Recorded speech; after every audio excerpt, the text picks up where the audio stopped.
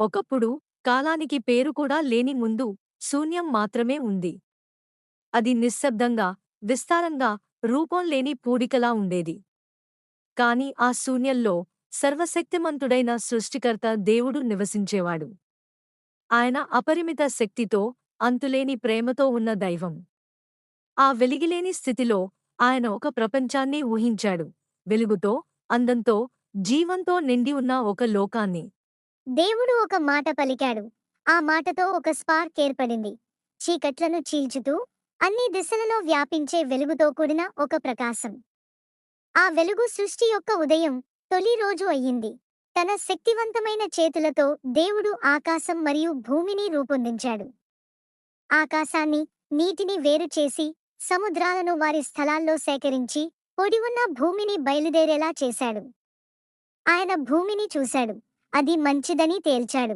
కానీ అది పూర్తిగా సంతృప్తికరంగా లేదు. తరువాత ఒక సున్నితమైన ఊపిరితో దేవుడు మట్టి మీద జీవం ఊదాడు. దానితో మొక్కలు పూశాయి. వృక్షాలు ఆకాశం వైపు వంగి పెరిగాయి. పువ్వులు వెలుగుకి తమ రేకులను విస్తరించాయి. పండ్లు కొమ్మల మీద తాకిళ్లు తాకుతున్నాయి. ఆయన ఆకాశంలో సూర్యుడిని భూమిని వేడి చేసేలా ఉంచాడు. రాత్రిని రక్షించడానికి చంద్రుడిని మరియు నక్షత్రాలను ఉంచాడు.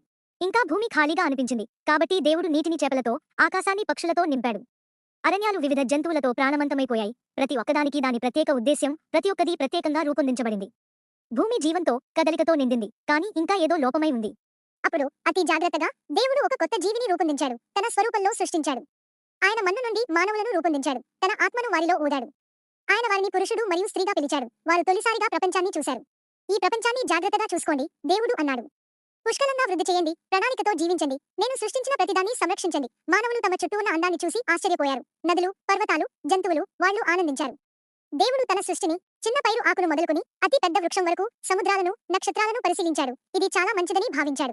ఏడవ రోజు దేవుడు విశ్రాంతి తీసుకున్నాడు. తన హృదయం సంతోషంతో నిండింది. ఎందుకంటే ప్రపంచం సంపూర్ణంగా తయారైంది. సృష్టి, వెలుగు మరియు జీవంతో నిండి, సర్వకాలాల పాటు ఆయన ప్రేమ రాయబడే బానరిగా మారింది.